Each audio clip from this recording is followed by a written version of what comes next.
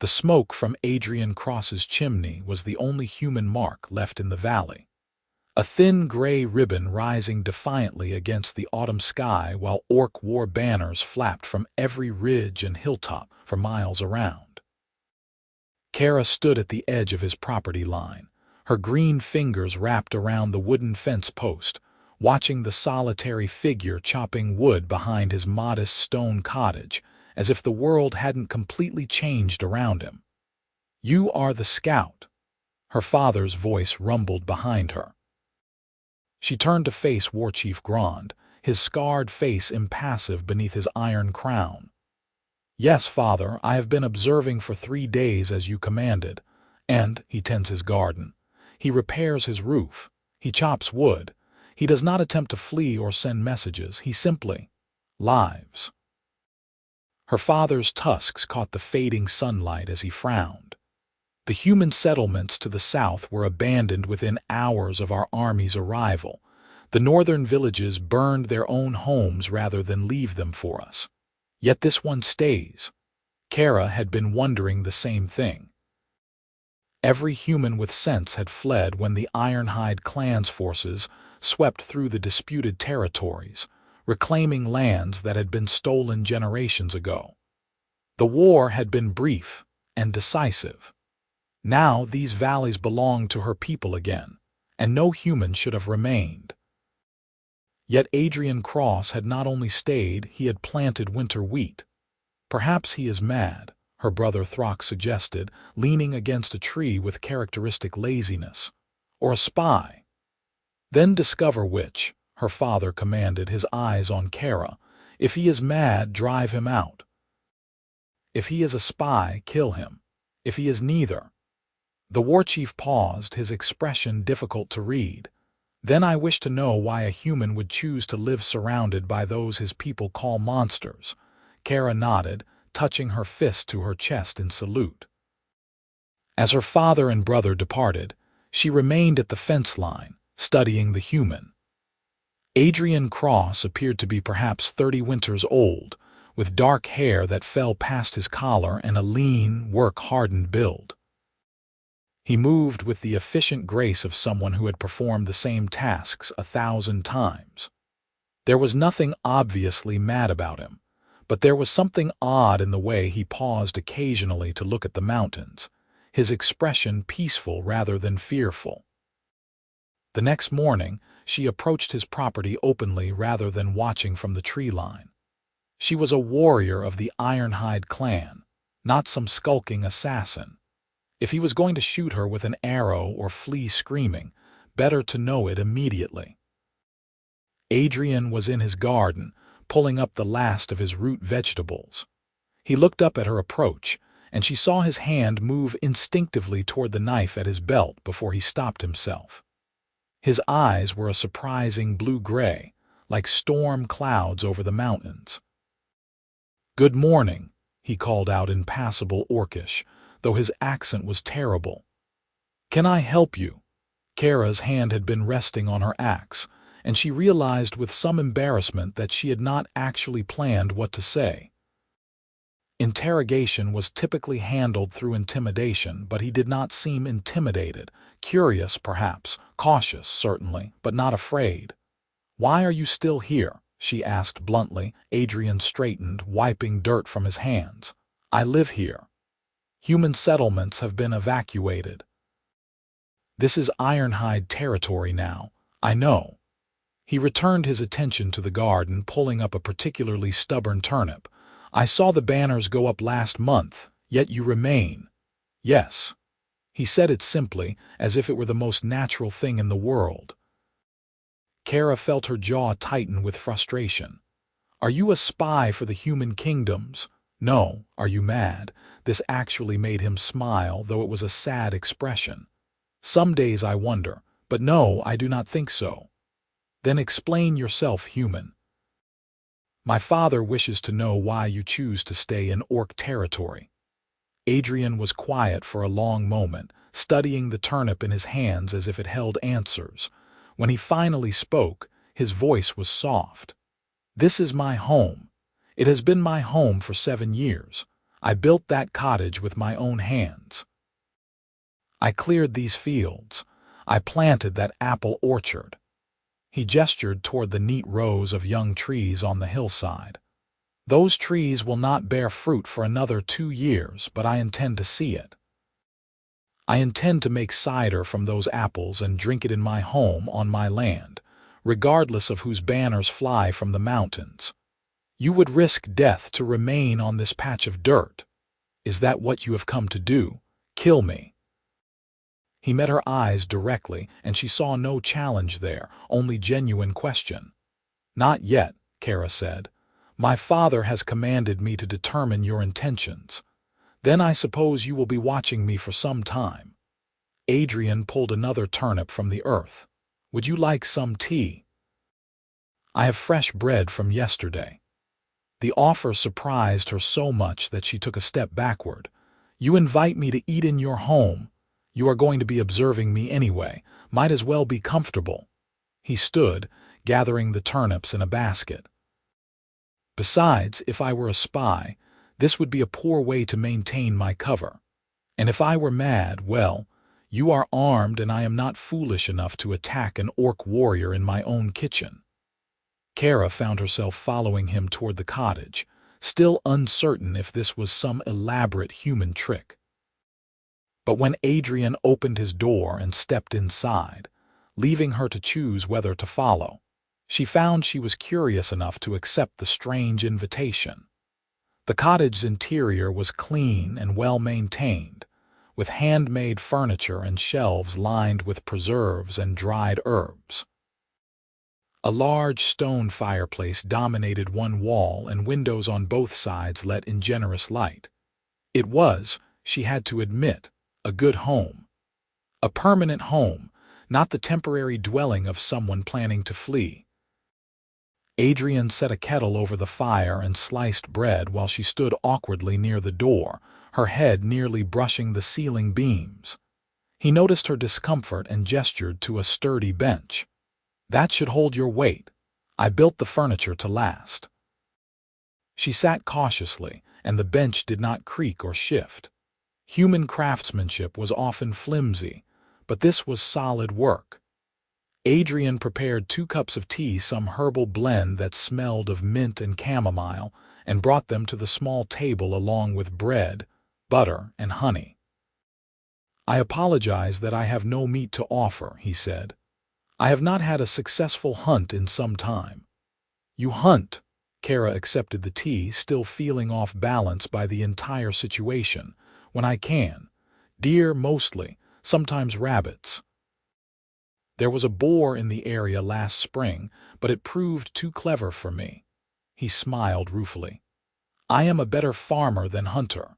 They sat in silence for a moment, both drinking tea. Kerra tried to reconcile this calm domestic scene with everything she had been taught about humans. They were supposed to be treacherous, hateful, prone to violence against orc kind. Yet Adrian Cross sat across from her, offering hospitality as if they were neighbors rather than enemies. "You speak our language," she observed, poorly. "I have been trying to learn from books, but it is not the same as having someone to practice with." He looked at her hopefully. "If you are going to be watching me, perhaps you could correct my pronunciation." "Why would you want to learn Orcish at all?" Adrian's expression grew serious. "Because this land belongs to your people now. Because I wish to remain here. It seemed only proper to learn the language of my neighbors, even if I had not met any of you yet. We are not neighbors, human. We are conquerors, and you are a remnant of a defeated people." "Then I suppose I am being very foolish." But he did not look away, did not show fear. "Still, I would like to stay. I will pay taxes to your war chief if required. I will follow your laws. I will not cause trouble. I only ask to be left in peace to work my land." Kerra set down her teacup with a heavy thunk. "You understand that most orcs view humans as enemies, that you might be killed simply for being here. I understand that humans have given your people much reason to hate us. I have heard the stories of the wars, the betrayals, the broken treaties. Adrian's voice was quiet but steady. "I cannot speak for what other humans have done. I can only speak for myself. I mean no harm to anyone. I simply want to live my life here in the place I have made my home." "Why here?" Kerra demanded. "Why this valley? Why not flee south with the others?" For the first time, Adrian's calm facade cracked. Pain flickered across his face, quick and raw. "Because my wife is buried on that hillside beneath the oak tree. Because I promised her I would keep the garden growing and the cottage warm. Because leaving would mean abandoning the only thing I have left of her." The words hung in the air between them, heavy with grief. Kerra looked out the window and saw the hillside he meant, saw the oak tree and the carefully maintained plot of land beneath it.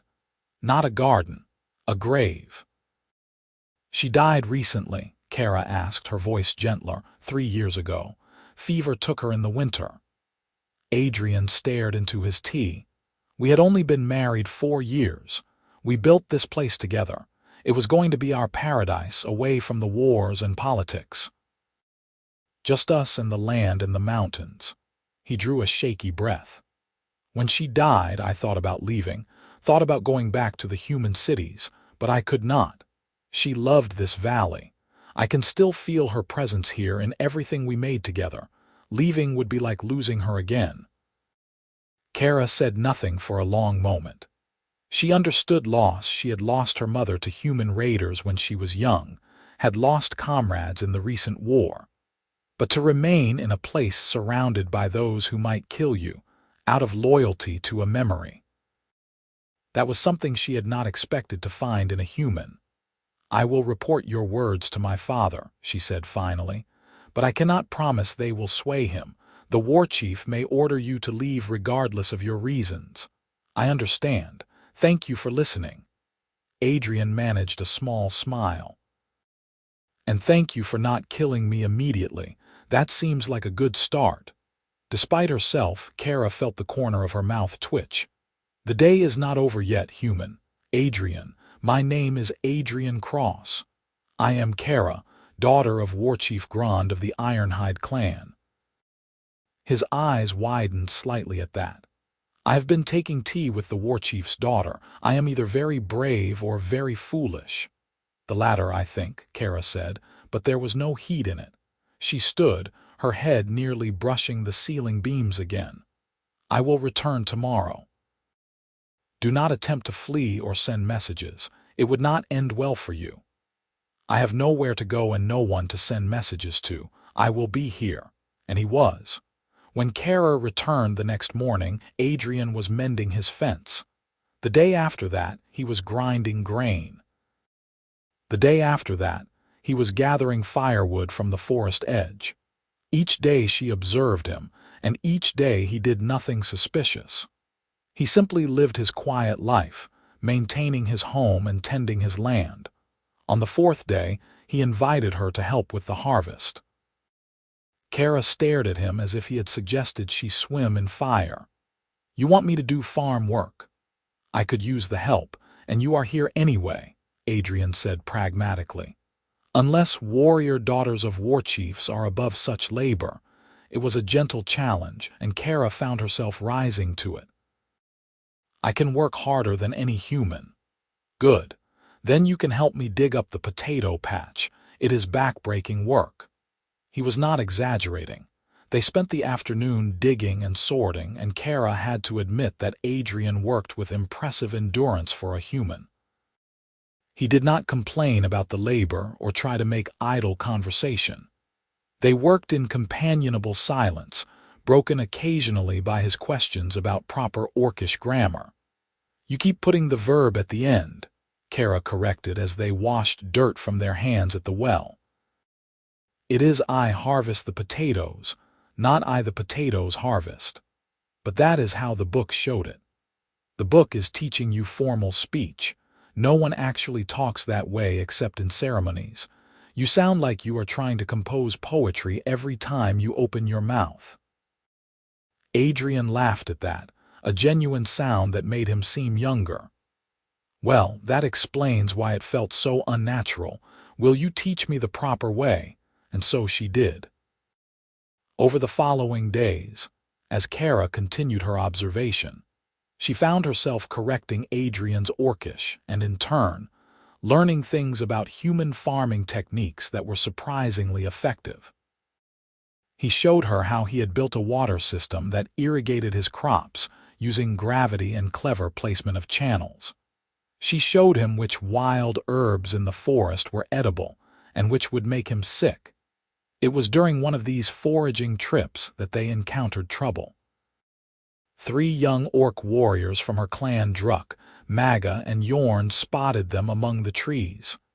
Kerra, Druck's expression was confused. "What are you doing with that human?" "Following the warchief's orders," Kerra said calmly, though she had moved subtly to place herself between Adrian and the warriors. "He is under observation." "Why is he still alive?" Maga demanded. "Humans fled or died. This one should be the same." "The warchief will decide his fate, not you," Kerra said firmly. Yorn spat on the ground. "My sister died fighting human soldiers. They deserve no mercy." Adrian had gone very still behind her, and Kerra could feel the tension radiating from him. But he did not run or reach for the small knife at his belt. He simply waited. "Your grief is valid," Kerra said to Yorn, her voice respectful but hard. "I lost my mother to human raiders, but this man is not a raider. He is a farmer who wishes only to be left in peace. If the warchief decides he must die, then he will die. Until then, he is under my protection." The 3 warriors exchanged glances. Challenging the warchief's daughter directly would be foolish, but they clearly disagreed with her defense of the human. "He has bewitched you somehow," Maga said suspiciously. "Humans are treacherous." "He has done nothing but farm and improve his orcish grammar," Kerra replied. "Now leave us. I have work to complete." They left, but their hostility hung in the air like smoke. Adrian released a breath he had been holding. "Thank you," he said quietly. "I thought I was about to meet an unpleasant end. They have cause to hate humans. Many do. I do not blame them. I have heard the stories of what human armies have done to orc villages." Adrian looked troubled. "Sometimes I wonder if I am being selfish by staying, if my presence here causes pain to those who have already suffered so much. Yet you do not leave." "No," he met her eyes. "I cannot. Call it stubborn loyalty to a ghost, but I cannot." That evening, Kerra reported to her father in the Great Hall, a massive tent structure that served as the clan's center of command. Warchief Grand listened to her account of Adrian's daily activities and his stated reasons for remaining. "A human widower who tends his wife's grave," her father mused. "This is not what I expected." "He poses no threat," Kerra said. "He has no contact with human forces. He wishes only to be left alone. But he is human. His presence offends many in the clan. Druck came to me today demanding I order the man's execution." Kerra felt something cold settle in her stomach. "Will you?" Her father studied her with those sharp eyes that missed nothing. "You defend him. Why? Because he has done nothing wrong. Because punishing someone for the crime of loving their home seems—" She struggled for words. "Unjust. Unjust," her father repeated. "The humans showed us little justice when they took these lands, when they slaughtered our people and called us monsters. Adrian Cross did not do those things. But he is human. His people did them. Then are we no better than they are if we judge him only by his blood?" Kerra's hands clenched. "You taught me that honor matters, that strength without honor is just brutality. Where is the honor in killing a peaceful farmer?" The warchief was silent for a long moment. Finally, he nodded slowly. "You speak with wisdom. Very well. The human may stay for now, but you will continue to watch him. If he shows any sign of treachery, any sign of being a threat, you will end him yourself. Can you do that?" Kerra met her father's gaze. "If necessary, yes. Good. You are dismissed." As she left the great hall, Kerra's brother Throck fell into step beside her. "You are spending much time with the human. Father's orders. And does father's orders require you to laugh at his jokes? I saw you yesterday, working in his garden together." Kerra shot him a sharp look. "He was helping me practice common. I am not as fluent as I should be. Of course." Throck's tone was knowing. "Be careful, sister. The clan already mutters about the human being allowed to stay. If they think you have grown fond of him, it will cause problems." "I am not fond of him. I am doing my duty. Keep telling yourself that." Throck grinned, his tusks catching the firelight. "But I know you, Kerra. You would not defend someone so passionately unless they mattered to you." He walked away before she could respond, leaving her standing in the darkness with uncomfortable thoughts. Did Adrian matter to her? He was human, the enemy, someone she should view with suspicion at best. Yet she could not deny that she had come to enjoy their conversations, his quiet humor, the peaceful companionship of working side by side in his garden. He treated her not as a fearsome orc warrior but simply as a person. It was unexpected and dangerous. The first snow came 2 weeks later, dusting the valley in white. Kerra arrived at Adrian's cottage to find him on his roof, repairing damage from the wind. He waved cheerfully when he saw her, and she noticed he was not wearing nearly enough clothing for the weather. "You will freeze up there, fool human." "Just finishing. Almost done." He hammered in a final nail and climbed down, his lips faintly blue. "Had to get it done before the real snow comes. Come inside before you turn into ice." She pushed him toward the cottage and got the fire built up high while Adrian changed into dry clothes. He emerged looking sheepish. "I may have underestimated the cold. The winters here are harsher than where I grew up." "Where did you grow up?" Kerra realized she had never asked. "A town called Riverford, 3 days south. My father was a blacksmith, my mother a seamstress. I learned smithing from him, but I was never passionate about it. What I wanted was land of my own, a place to build something lasting." He smiled sadly. "Marissa, my wife, shared that dream. We saved for years to buy this property." "Tell me about her," Kerra said impulsively. Adrian looked surprised. "Why?" "Because she matters to your story. Because she is the reason you are still here." So he did. As snow fell outside and the fire crackled, Adrian spoke of Marissa, her love of wildflowers, her terrible singing voice, the way she would get so focused on her work that she would forget to eat. How she had been the one to choose this valley, declaring it the most beautiful place in the world. How she had died far too young, leaving him alone with half-finished dreams and a garden she would never see bloom. "I talk to her sometimes," Adrian admitted quietly. "At her grave. I tell her about my day, about the garden, about everything. I know she cannot hear me, but it makes me feel less alone." Kerra found her throat tight. "My mother was killed when I was 12, burned in her home by human raiders. For years I was so angry, so full of hate for all humans. I thought you were all the same, cruel, treacherous, deserving of death." She met his eyes. "You are making that simple hatred much more complicated. I am sorry. I do not mean to cause you distress." "It is not distress. It is confusion. You should be easy to hate, but you are not." Adrian poured them both tea, his movements careful and deliberate. "May I tell you something? A story my father used to tell me." Kerra nodded. "He said that when he was young, he fought in the border wars between humans and orcs.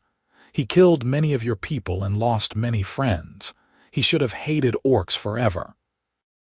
But one day, during a skirmish, he was badly wounded and left behind by his unit. He thought he would die. Then an orc woman found him a healer who had been tending to her own wounded.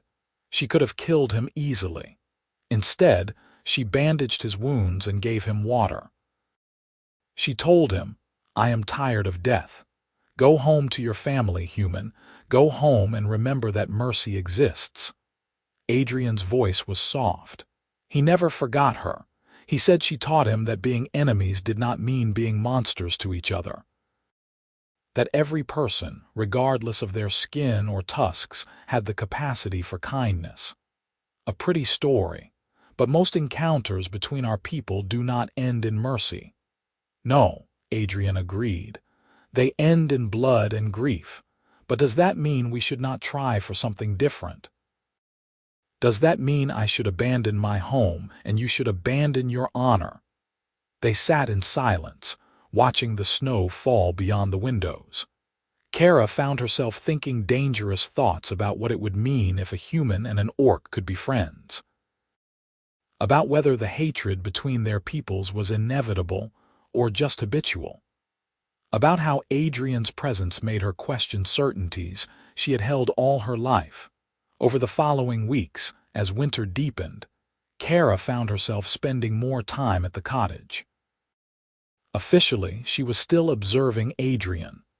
In reality, she was beginning to realize that Throck had been right. She did care about the human farmer more than was wise or safe. Adrian taught her to bake bread, and she taught him to fight with a staff. They repaired his fence together, reinforcing it against winter winds. She helped him preserve the last of his harvest, and he helped her improve her written common. They talked about everything about their childhoods, their losses, their hopes.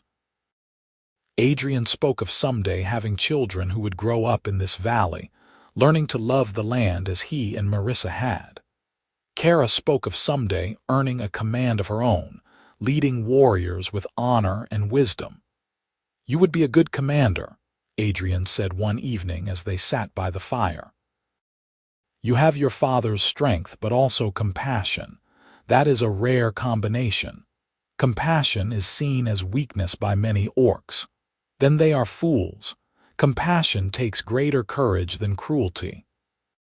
Kerra looked at him, at his earnest face illuminated by firelight, and felt something shift in her chest.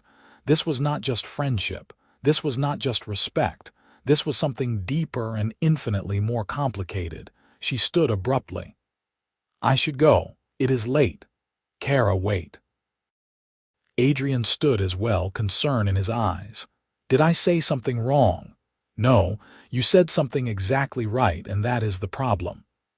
She grabbed her cloak and axe, needing to escape before she did something foolish.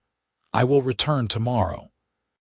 She fled into the cold night, her breath misting, her heart pounding. This was dangerous. This was forbidden. This could get both of them killed, and yet she could not seem to stop it. The next morning, Kerra almost did not go to Adrian's cottage.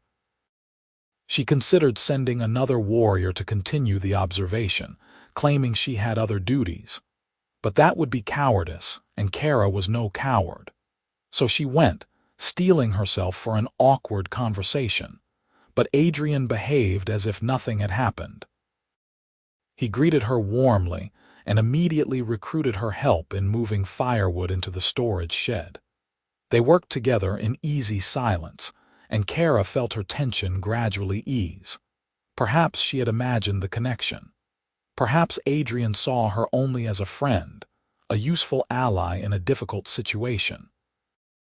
Then, as they finished stacking the wood, Adrian's hand brushed hers. It was accidental, meaningless. But he froze and she froze, and they stood there in the dimness of the shed with their fingers touching, and everything suddenly became very real. "Kerra," Adrian said softly. "I need to tell you something. Do not." Her voice came out rougher than intended. "Whatever you are about to say, do not." "Why not?" "Because it cannot happen. Because you are human and I am orc, and my people would see it as betrayal. Because you still love your wife and I will not be a replacement for a ghost. Because this is impossible in every way that matters." Adrian pulled his hand back, but his eyes never left hers. "You are right. It is impossible. It is foolish. And yet I find myself thinking of you constantly. I find myself looking forward to your visits like they are the most important part of my day. I find myself wondering what it would be like to touch your face, to know if your skin is as warm as it looks." "Stop," Kerra whispered, but she did not move away. "I loved Marissa. I will always love her. But she has been gone 3 years, and I am still alive, and I am tired of living in the past. You make me want to think about the future again. You make me want to hope." He drew a shaky breath. "I understand if you do not feel the same. I understand if this is impossible. But I needed to tell you the truth." Kerra's hands clenched at her sides. Every instinct screamed at her to leave, to report this complication to her father, to put distance between herself and these dangerous feelings. But another part of her, the part that had grown to know Adrian, to value him, to care for him, wanted to stay. "I do feel the same," she admitted, the words like a confession. "Ancestors help me, I do, but it does not matter how we feel. The clan would never accept it. My father would be furious. You could be killed just for speaking these words to me. Then we keep it secret. Secrets have a way of being discovered, and when they are, the consequences will be severe." Adrian stepped closer, his eyes searching hers. "Kerra, I have already lost everything once. I know exactly how much it hurts, and I am telling you that the possibility of more pain is worth it if it means having you in my life. Not just as an observer or a friend, but as someone I can truly be close to." She wanted to argue, to list all the practical reasons why this was a terrible idea. But when Adrian reached up slowly, giving her every opportunity to pull away, and gently touched her face, all her arguments dissolved. His hand was warm against her green skin, his touch reverent and wondering. "Your skin is warmer than mine," he murmured, "and your eyes are the color of amber. Has anyone ever told you that? Orcs do not speak of such things." Her voice sounded strange to her own ears. "Then they are fools." Adrian smiled, that sad, gentle smile that made her chest ache. "You are beautiful, Kerra, every part of you." She should leave. She should push him away. Instead, she found herself leaning into his touch, her eyes closing. This is madness. Yes, complete madness. But he did not let go, and she did not pull away. They stood there in the storage shed, a human and an orc bridging centuries of hatred with a simple touch. Kerra knew it could not last. She knew there would be consequences. But in that moment, with Adrian's hand warm against her face, she allowed herself to hope that perhaps impossible things could sometimes become real. The winter deepened, and so did the secrecy of their relationship. Publicly, Kerra continued her observation of Adrian. Privately, they stole moments together, a kiss in the storage shed, holding hands while walking in the forest, quiet evenings by the fire where they spoke of hopes and fears. Adrian was careful, respectful, never pushing for more than she was ready to give. He understood the risk she was taking simply by caring for him. They were careful, but not careful enough. Inevitably, someone noticed. It was Magga who saw them, returning from a hunt to find Kerra and Adrian standing close together near his garden, their foreheads touching in a gesture of intimacy that could not be misunderstood. Magga said nothing, but her eyes were hard as she passed. Kerra felt ice settle in her stomach. The news would reach the clan by nightfall, and her father shortly after that. "We have been discovered," she told Adrian. To his credit, he did not panic. "What will happen? I do not know, but it will not be pleasant." The summons came before dawn. Warchief Gran demanded Kerra's presence in the great hall, his message curt and cold. She went, her armor and weapons left behind as a show of respect, though she had no illusions about the coming confrontation. Her father stood in the center of the hall, his face carved from stone. Around him stood clan elders and warriors, all watching her with varying degrees of anger and disapproval. Throck stood to one side, his expression worried. "Is it true?" her father asked without preamble. Have you been intimate with the human? Kerra lifted her chin. I care for him, yes. A ripple of angry mutters ran through the gathered orcs. Someone spat on the ground in disgust. You disgrace yourself and this clan, Elder Raga declared.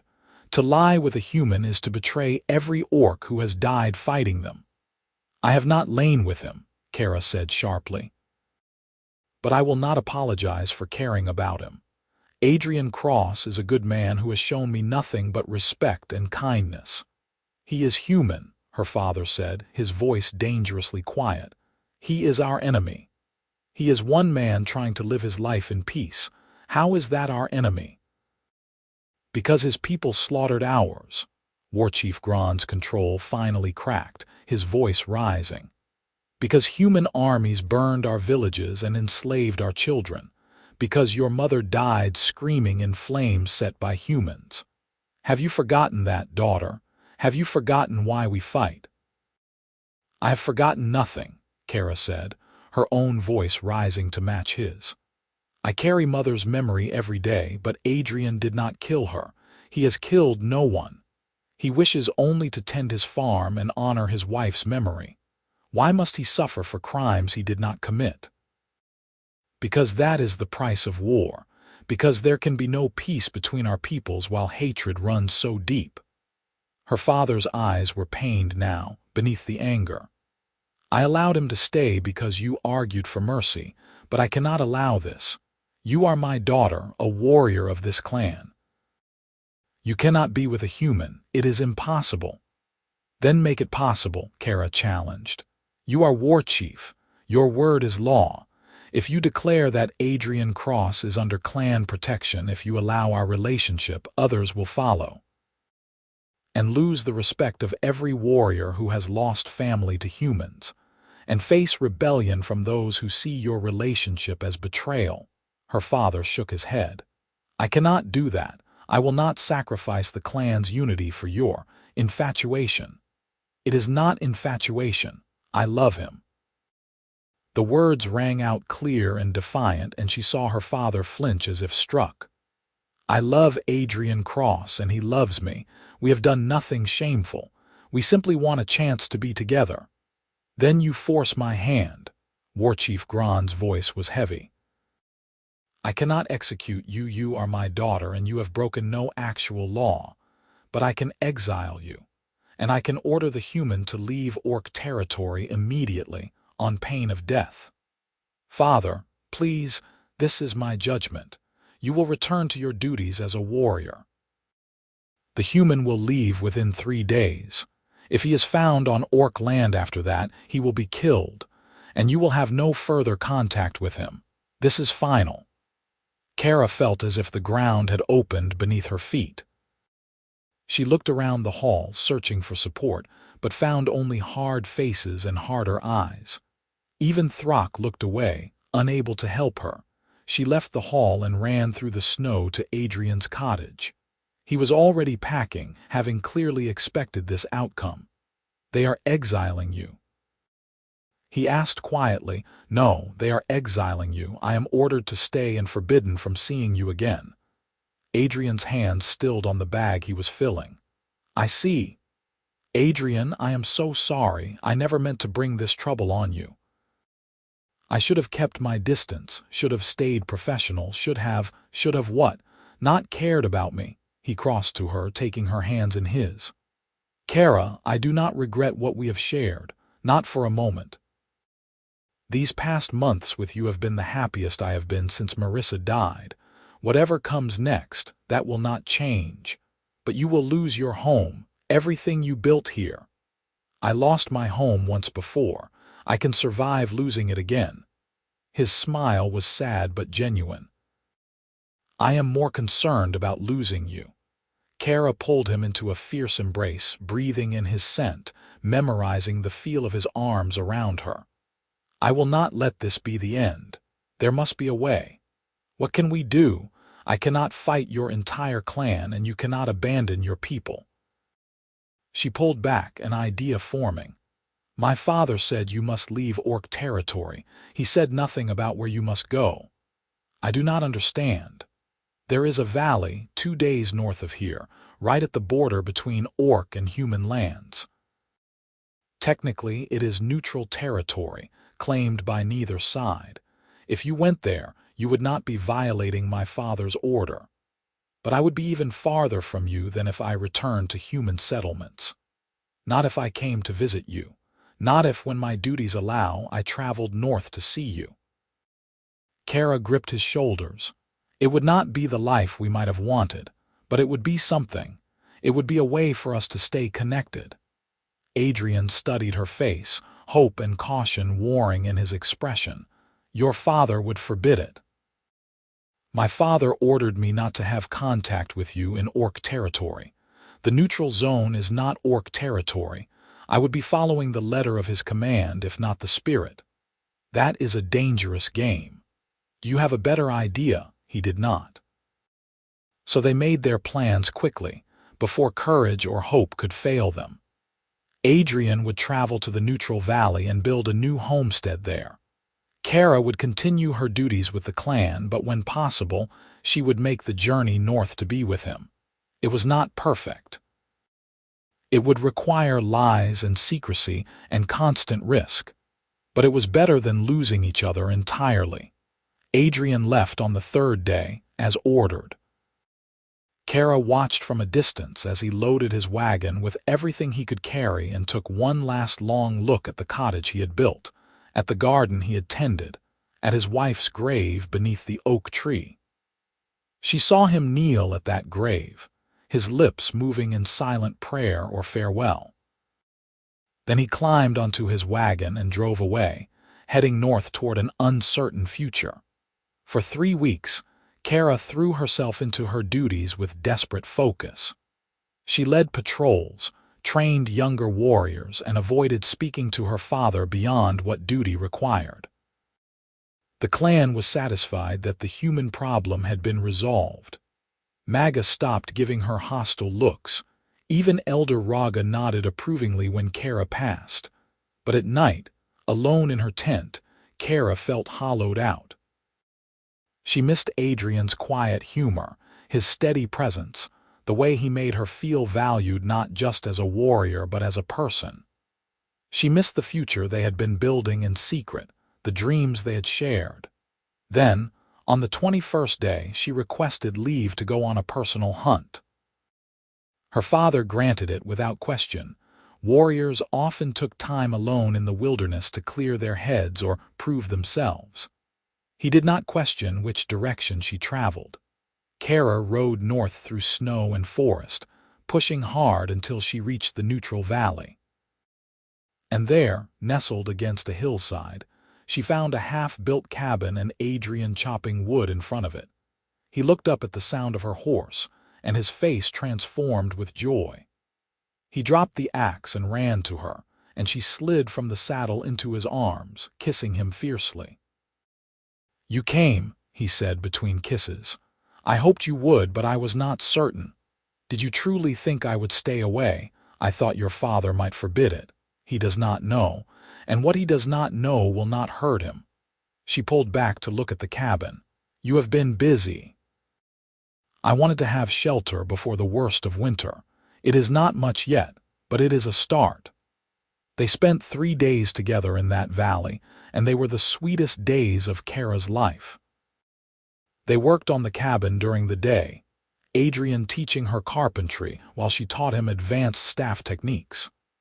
At night, they curled together in his tent, talking and planning and simply being close. They made love for the first time on the 2nd night, tender and nervous and wonderful, 2 people from warring races finding peace in each other's arms. On the morning she had to leave, Adrian held her tight. "How long until you can return?" "A month, perhaps." "I must be careful not to draw suspicion." "A month. I can survive a month." He kissed her forehead, her cheeks, her lips. "I love you, Kerra. I love you too. Stay safe, Adrian." She rode back to clan territory with her heart full and her secrets heavy. This could not last forever, she knew. Eventually, someone would discover what she was doing. But for now, it was enough. The pattern continued through the winter and into spring. Every 4 to 6 weeks, Kerra would find a reason to take leave, a hunt, a patrol, a need for solitude, and she would ride north to Adrian's valley. Each time she arrived, the cabin was more complete. Adrian had cleared land for a garden, built a proper chimney, even started a small barn for the animals he hoped to acquire. "This place is starting to feel like home," he told her one evening as they sat outside watching the sunset. "But it is strange, building it alone. When Marissa and I built our first home, we did everything together. Now I find myself doing tasks and thinking Kerra would know a better way to do this, or I must remember to show Kerra this when she visits. I wish I could be here more often. I know. But what we have is precious, even if it is limited." He took her hand, his thumb tracing circles on her palm. "I have been thinking, though, about the future, about what happens when secrets become impossible to keep." Kerra felt tension creep into her shoulders. "What do you mean?" "I mean that eventually, your father will discover what you are doing, and when he does, you will be forced to choose your clan or me. I do not want to be the reason you lose your family. You are not the reason. The hatred between our peoples is the reason. The inability to see past old grudges is the reason. Still," Adrian looked troubled, "I think we need a plan for when the truth comes out, a way to handle it that does not end with you losing everything or me losing my life." They talked late into the night, weighing options and scenarios. But every path seemed to lead to the same impossible choice: Kerra's duty to her clan or her love for Adrian. There was no easy answer, no clean solution. The crisis came sooner than either of them expected. Kerra had been visiting Adrian for nearly 6 months, making the journey whenever she could, when Throck confronted her after she returned from one such trip. "Where do you really go, sister, when you take your personal time?" Kerra kept her expression neutral. "Hunting. Thinking. It is no concern of yours." "I followed you." Throck's voice was gentle but firm. "I had to know for certain. You are still seeing the human, are you not? In the neutral valley she could have lied. She probably should have lied. But this was Throck, who had always been her closest ally, and she was tired of deception. "Yes." Her brother closed his eyes and sighed. "Kerra, you are playing with fire. If father discovers this, he will not unless you tell him." "I should tell him." "You are defying his direct orders, risking the stability of the clan. You are my sister, but I am also a warrior with duty to my warchief. So turn me in." Kerra lifted her chin. "Betray me to father, watch him punish me, or worse. Is that what you want? Of course not. But I do not want to watch you throw your life away for a human either." Throck gripped her shoulders. "Sister, please, end this before it destroys you." "I cannot. I love him, Throck. I love Adrian more than I have loved anyone except our family. I cannot just walk away from that. Even if it means losing everything else." Kerra met her brother's eyes steadily. "Yes, even then." Throck stared at her for a long moment, then released her shoulders with a shake of his head. "You are impossibly stubborn, just like mother. Will you tell father?" "No, not yet." "But Kerra, this cannot continue forever. Others will notice eventually. Others will talk. And when that happens, I will not be able to protect you." He touched her cheek gently, a rare gesture of affection. "Be careful, and know that whatever happens, you are still my sister." He left her then, and Kerra felt both relief and dread. Throck would keep her secret for now, but he was right. Time was running out. Summer came, and with it new tensions. Human kingdoms to the south had begun making noise about reclaiming the disputed territories. There were skirmishes on the borders, angry rhetoric from both sides. Warchief Grand increased patrols and began preparing for the possibility of renewed war. It was during one of these patrols that disaster struck. Kerra was leading a scouting party near the neutral zone when they encountered a group of human soldiers deserters from the southern kingdoms. From the look of them, desperate men engaging in banditry. The humans attacked without warning, and the fight was brief and brutal. When it was over, 3 humans lay dead and one of Kerra's warriors was wounded. But more troubling was what they found in the bandits' packs: stolen goods, including orc weapons and clothing. These men had been raiding orc settlements. "We should pursue their companions," one of her warriors said. "They must have a camp nearby." Kerra agreed, and they tracked the bandits north directly toward Adrian's valley. Her heart sank. If these humans had been operating in the neutral zone, if they had encountered Adrian, if they had harmed him. They found the bandit camp at dusk. There were 5 more men there, and they had a prisoner bound to a tree. Adrian, bloodied and defiant. Kerra had to consciously suppress her reaction, had to keep her face neutral even as rage and fear flooded through her. She signaled her warriors to surround the camp silently. The bandits were arguing among themselves, debating what to do with their captive. One wanted to ransom him. Another wanted to kill him and take his possessions. A third was suggesting they use him as a hostage against the orcs. "The green skins do not care about humans," one bandit was saying.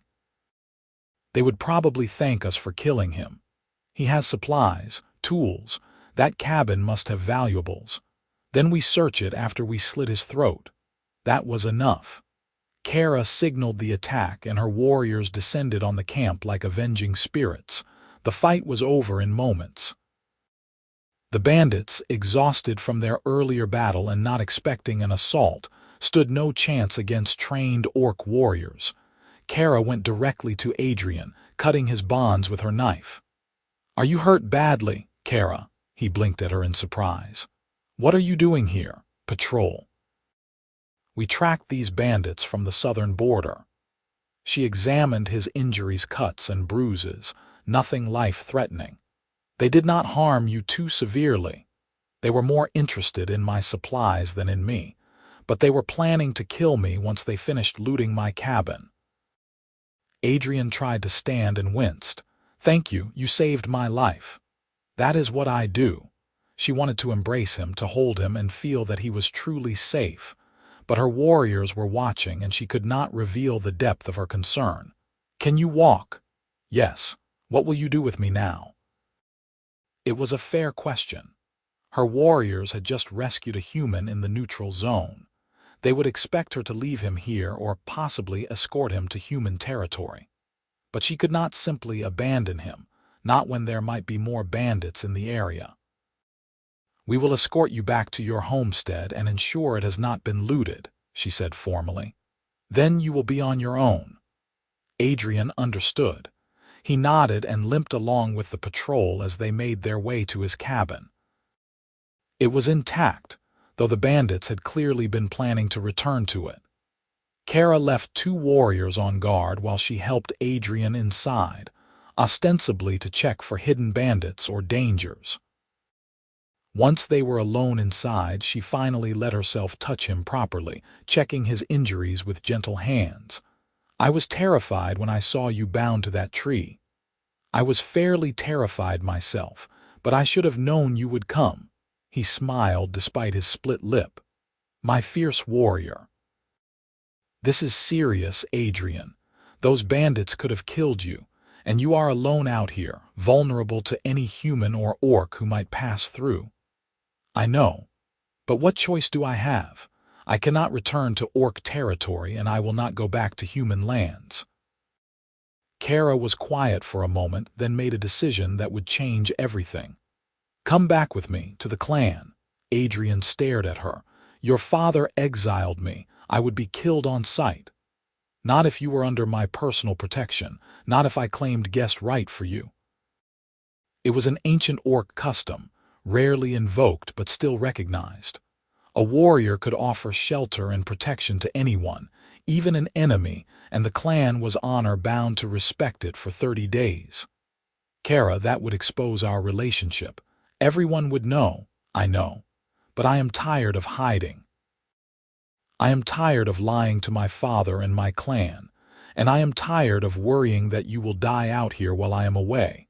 She gripped his hands. Let me bring you to the clan. Let me claim you properly.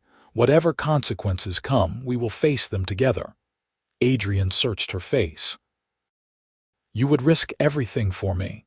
I already have risked everything. I love you. That is not going to change whether we hide it or not, so let us stop hiding. He pulled her into a kiss, heedless of his injuries, heedless of the warriors waiting outside. All right. If you believe this is the right choice, then I trust you. When Kerra emerged from the cabin with Adrian beside her, her warriors stared in open shock. The sight of their commander standing close to a human, touching his arm in a gesture of intimacy, was not something they had anticipated. Commander, one warrior's voice was uncertain. What is happening? This man is Adrian Cross. He has lived in this valley in peace, harming no one, but he is vulnerable to bandits and other dangers. I am claiming guest right for him and bringing him to our clan for protection. But Commander, he is human. I am aware of what he is. I am also aware of our laws and customs. Do you challenge my right to invoke guest protection? The warriors exchanged glances. None of them dared challenge her directly, though their disapproval was clear. Get him a horse, Kerra ordered. We returned to clan territory at dawn. The journey back was tense and silent. Kerra rode beside Adrian, while her warriors kept careful distance, muttering among themselves. She knew they would report everything to the war chief the moment they arrived. She knew there would be consequences. But she also felt a strange sense of relief. The hiding was over. Whatever came next, at least it would be honest. They reached clan territory as the sun rose and word spread quickly. By the time they arrived at the great hall, a crowd had gathered. Kerra dismounted and helped Adrian down, very aware of every eye upon them. War Chief Grand emerged from the great hall, his face dark with anger. What is the meaning of this, daughter? I ordered that human exiled. And he left as commanded, Kerra said, her voice steady despite the fear churning in her stomach. But I found him under attack by human bandits in the neutral zone. He would have died if I had not intervened. I invoke guest right and claim him under my protection for 30 days. Her father's eyes narrowed dangerously. You invoke ancient custom to bring your human lover into our clan. You think I do not see what this is? I hope you see exactly what this is. I love Adrian Cross. I have loved him for months. I have been visiting him in secret because I did not want to defy you openly. But I am tired of hiding, father. I am tired of pretending that love is something shameful. Kerra lifted her chin. He is a good man. He has harmed no one. He wants only to live in peace. If you cannot accept him, then you cannot accept me because we are bound together now. The crowd erupted in angry shouts. Warriors demanded Adrian's execution. Elders cried shame and betrayal. But Kerra stood her ground, her hand on her axe, daring anyone to challenge her. Silence. The war chief's voice cut through the chaos. He looked at Kerra with something that might have been pain or disappointment or both. You would truly choose him over your clan, over your family. I choose both. I refuse to accept that I cannot have both. The world does not care what you accept. There are realities you cannot change with stubborn will alone. Then change them with me, Kerra pleaded. You are war chief. You have the power to make this acceptable, to show the clan that peace with humans is possible, that love can bridge even the deepest divides. Be the leader who ends the cycle of hatred rather than perpetuating it. War Chief Grand was silent for a long moment, studying his daughter and the human she protected. Finally, he spoke. You have invoked guest right. By our laws, I must honor it for 30 days. But know this. When those 30 days end, if this human remains in our territory, I will not protect him from those who wish him harm. And if you continue this relationship, you will face exile. Those are the stakes. Consider them well. It was not acceptance, but it was not immediate rejection either. It was 30 days to change hearts and minds, 30 days to prove that an orc and a human could build something together worth preserving. Kerra bowed. "Thank you, Father." She led Adrian to her tent, aware of the hostile stares and muttered curses that followed them. Inside the relative privacy of her dwelling, Adrian finally let out a shaky breath. "That went better than I expected, actually. I thought I would be killed immediately." The 30 days are not a gift. They are a challenge. My father expects us to fail, expects the clan to turn against us so thoroughly that we will have no choice but to leave. Then we will have to prove him wrong. Adrian took her hands. "Kerra, I know this is difficult. I know I am the source of conflict between you and your family. If you want to step back, if you want to send me away, no. We face this together, remember." She kissed him gently. "Whatever happens, we face it together." The 30 days that followed were the most challenging of Kerra's life. Adrian lived in her tent, sleeping beside her each night while the clan muttered and seethed around them. During the days, Kerra insisted that Adrian participate in clan life. He helped with manual labor, learning orc techniques for working leather and stone. He prepared meals using human recipes that some clan members grudgingly admitted were tasty. He treated everyone with unfailing courtesy, even those who spat at his feet or accidentally knocked him down. Slowly, almost imperceptibly, a few orcs began to soften. The clan's master craftsmen appreciated Adrian's knowledge of metalwork. The healers were interested in human herbal remedies he had learned from his late wife. Young orcs were curious about this strange human who did not cower or beg, but simply worked hard and treated everyone with respect. But progress was slow and opposition remained fierce. Elder Raga gathered a faction demanding that Adrian be expelled or executed the moment the 30 days ended. Warriors challenged Adrian to duels, which he wisely declined, knowing he would be killed. Someone poisoned their food on the 15th day, leaving them both violently ill. Kerra's tent was vandalized twice. Through it all, Adrian remained steady. He did not complain or show fear. He endured the hostility with quiet dignity, and Kerra loved him more fiercely with each passing day.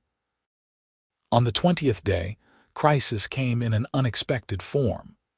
A young orc girl named Nessa, barely 8 winters old, fell through ice while playing near the river. She was trapped in freezing water, unable to climb out, and the current was pulling her downstream toward rapids. Adrian was gathering water nearby when he heard her screams. He did not hesitate.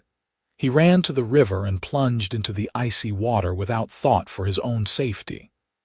The cold must have been agonizing, but he swam to Nessa, grabbed her, and fought against the current to get them both to shore. By the time Kerra and others arrived, drawn by the commotion, Adrian had pulled Nessa from the water and was breathing air into her lungs, a human technique for reviving the drowned. The girl coughed and sputtered, water streaming from her mouth, and then she was crying and alive. Adrian collapsed beside her, shaking violently from cold and exhaustion. Kerra wrapped him in her cloak and held him while the girl's mother scooped up Nessa, weeping with relief and gratitude. "He saved her," someone in the crowd said, awed. "The human saved her life." "He could have drowned himself," another added. "The current was fierce." Nessa's mother approached Adrian, tears streaming down her green face. "You saved my daughter. You risked your life for her. I do not have words to thank you." Adrian managed a weak smile through his shivering. "No thanks needed. I am just glad she is safe." That night, Nessa's family brought gifts to Kerra's tent: food, furs, offerings of gratitude. Other clan members came too, tentatively, expressing grudging respect for Adrian's bravery. It was not acceptance, not yet, but it was the beginning of something new. On the 25th day, Warchief Grand summoned both Kerra and Adrian to the Great Hall. The clan gathered, expecting a final judgment. "The 30 days of guest right are nearly ended," the Warchief began. "It is time to decide what happens next." He looked at Adrian. "Human, you have lived among us. You have endured hostility and hardship. You saved a child's life at risk to your own. I ask you now, what do you want?" Adrian stood straight, meeting the Warchief's eyes. "I want to stay. Not just for 30 days, but permanently. I want to build a life here with Kerra if she will have me. I want to be part of this clan if you will accept me. I know I am human. I know there is history between our peoples that cannot be erased, but I believe we can build something new. I believe love and respect can bridge even the deepest divides." He paused. "I am asking you to let me try, to let us try." The Warchief turned to Kerra. "And you, daughter, you would truly bind yourself to this human, knowing it will make your life harder, knowing many in the clan will never fully accept it?" "Yes," Kerra said without hesitation. "I love Adrian. He has shown me that humans can be honorable, kind, and brave. He has shown this clan the same. I will not abandon him, father. Not for the clan, not for you, not for anyone. He is mine and I am his." Grand was silent for what felt like an eternity. When he finally spoke, his voice was heavy but not unkind. "You have your mother's stubbornness. She would have done the same, I think, if she had loved someone the clan opposed." He sighed deeply. "I cannot say I approve of this union, but I cannot deny that Adrian Cross has proven himself worthy of respect. He has worked hard, endured much, and saved a child without thought for his own safety. These are the actions of an honorable man, regardless of his race." Hope flared in Kerra's chest. "Father, does that mean? It means I will not stand in your way. If you wish to be with this human, I will not stop you. But neither will I command the clan to accept him. That is something he must earn over time." The Warchief's gaze hardened. "Know this, both of you. There will be those who never accept this. There will be hardship and prejudice. Are you prepared for that?" "Yes," they said together. "Then you have my permission, though not my full blessing. Perhaps someday I will understand what you see in each other. But for now, I will trust that my daughter's judgment is sound." He addressed the gathered clan. "Adrian Cross is granted permission to remain in clan territory under Kerra's sponsorship. He is to be treated as a member of the clan, with all rights and responsibilities that entails. Any who harm him or drive him out will answer to me. This is my judgment as Warchief." There were mutters of discontent, but no one openly challenged him. Kerra felt tears prick her eyes. It was not everything she had hoped for, but it was enough. It was a chance. After the gathering dispersed, Throck approached them with a rare smile. "Well done, sister. I did not think father would agree, but you have always been stubborn enough to move mountains. Thank you for not betraying me to him earlier. I am your brother. That means something." He looked at Adrian. "Welcome to the family, human. Try not to get yourself killed." "I will do my best," Adrian promised. That night in the privacy of their tent, Kerra and Adrian held each other close. "We did it," she whispered. "We actually did it. You did it. You fought for us when it would have been easier to give up. You are the bravest person I know, Kerra." She kissed him deeply, pouring everything she felt into it. When they finally broke apart, both were breathless. "What happens now?" Adrian asked. "Now we build a life together. We prove to the clan that this can work. We show them that love is stronger than hatred." Kerra smiled. "And eventually, if you are willing, we might consider making this permanent. Orc marriage rites are binding and sacred, if you would want that." Adrian's eyes widened. "Are you proposing to me?" I suppose I am, though it does not have to be now. We have time. I do not need time. I know what I want. He pulled her close again, his voice thick with emotion. Kerra, daughter of Grand, warrior of the Ironhide Clan, I would be honored to marry you, to bind my life to yours in whatever way your people recognize. You have already given me so much hope, love, a place to belong. Let me give you everything I am in return. Kerra felt tears spill down her cheeks, but they were happy tears. Then we will speak to the clan shaman tomorrow. We will begin the marriage preparations. Will your father attend the ceremony? I do not know, but I hope so. I hope that someday he will see what we have built and understand. The wedding was held a month later, during the first frost of autumn. It was a small ceremony by orc standards. Many clan members chose not to attend, still uncomfortable with the human-orc union. But those who came were genuinely happy for them. Nessa's family attended, as did Throck and several of the craftsmen Adrian had befriended. The clan shaman performed the rites with solemn dignity, binding their hands together with ceremonial rope and asking them to speak their vows. I vow to stand beside you in joy and hardship, Kerra said, her voice strong. I vow to honor you as my partner and my equal. I vow to build a life with you that would make our ancestors proud. I vow to love you with everything I am, Adrian said. I vow to be worthy of the trust you have placed in me. I vow to bridge worlds with you, to prove that different peoples can build something beautiful together. They sealed their vows with a kiss, and those gathered cheered.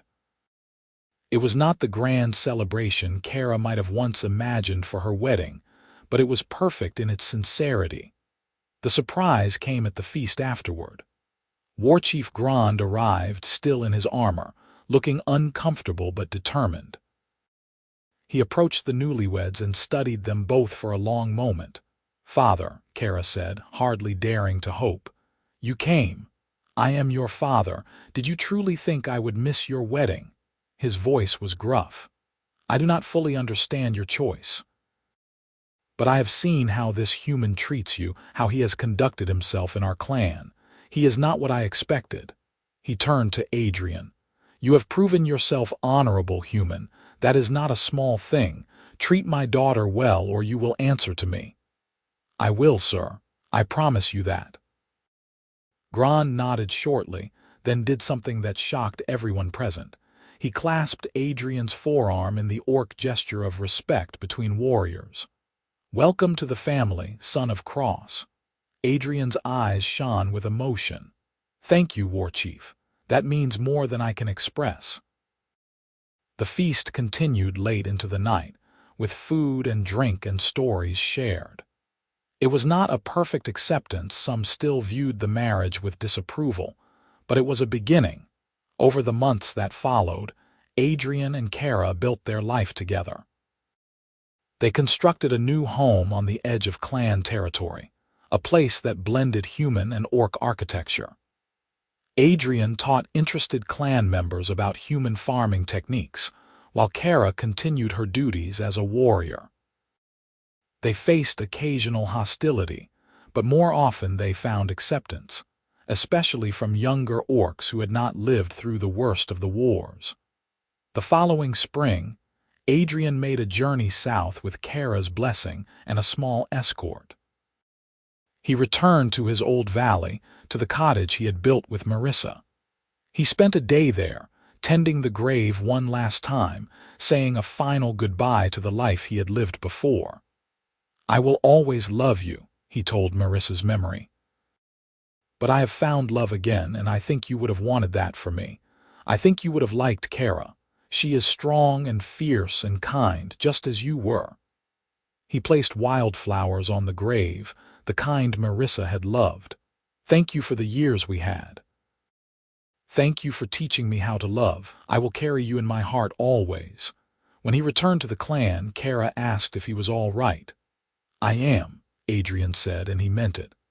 "I will always miss her, but I am not living in the past anymore. I am living in the present with you." 2 years after their marriage, Kerra gave birth to their first child, a daughter with her mother's green skin and her father's blue-gray eyes. They named her Lissa, honoring both Marissa's memory and the new life they had created together. She was the first half-orc, half-human child born to the Ironhide Clan in living memory, and she was greeted with wonder and celebration. Warchief Grand held his granddaughter with surprising gentleness, his gruff exterior melting away. "She is beautiful," he said softly. "She looks like her mother." "And like you, grandfather," Kerra teased, "she has your stubborn chin. Then she will be a formidable warrior someday." He looked at Adrian with something approaching warmth. "You have given me a grandchild, human. That is no small gift. Thank you." As Lissa grew, she became a bridge between worlds in ways her parents could never have imagined. She learned both human and orc languages, both cultures and traditions. She proved that two peoples could create something beautiful together, that the old hatreds did not have to define the future. Other mixed marriages began to occur in the clan, tentatively at first, but with growing acceptance. The Ironhide Clan began trading with nearby human settlements, sharing knowledge and resources. It was not a perfect peace. There were still incidents, still prejudice on both sides, but it was progress. 5 years after their wedding, on a warm summer evening, Kerra and Adrian sat on the porch of their home, watching Lissa play in the garden. A second child was on the way, and life was good. "Do you ever regret it?" Adrian asked quietly. "Choosing me over an easier life?" Kerra looked at him, at this man who had been the last human in orc territory, who had refused to leave even when it would have been safer. "Never. Not for a single moment. You showed me that love is worth fighting for. You showed an entire clan that different peoples can build a future together. How could I regret that? I am glad." He took her hand, intertwining their fingers, green and tan, orc and human, different but together. "When you first asked me why I stayed, I told you it was because of Marissa's memory, and that was true. But if you ask me now why I stay, I would give you a different answer. What would you say? I would say I stay because this is where I belong. Because I have found love and family and purpose here. Because you asked me to stay, and I could never say no to you." Kerra leaned against him, watching their daughter laugh as she chased butterflies through the flowers they had planted together. "I am glad I asked. I am glad you stayed." And there, in the territory that had once been hostile to him, Adrian Cross had found his true home, not in the land itself, but in the love of an orc warrior who had dared to see past old hatreds to the person beneath. Together, they had proven that different worlds could touch, that impossible love could become reality, and that sometimes the bravest thing a person could do was simply choose to stay. Their story became legend in the clan, told to young ones as an example of how courage and love could change the world. And every time Kerra heard it, she would smile and think back to that first day when she had stood at Adrian's fence line, watching smoke rise from his chimney, wondering why a human would refuse to leave orc territory. Now she knew the answer, because home is not just a place. It is the people you love and the life you build together, regardless of what the rest of the world might think, and they had built something beautiful.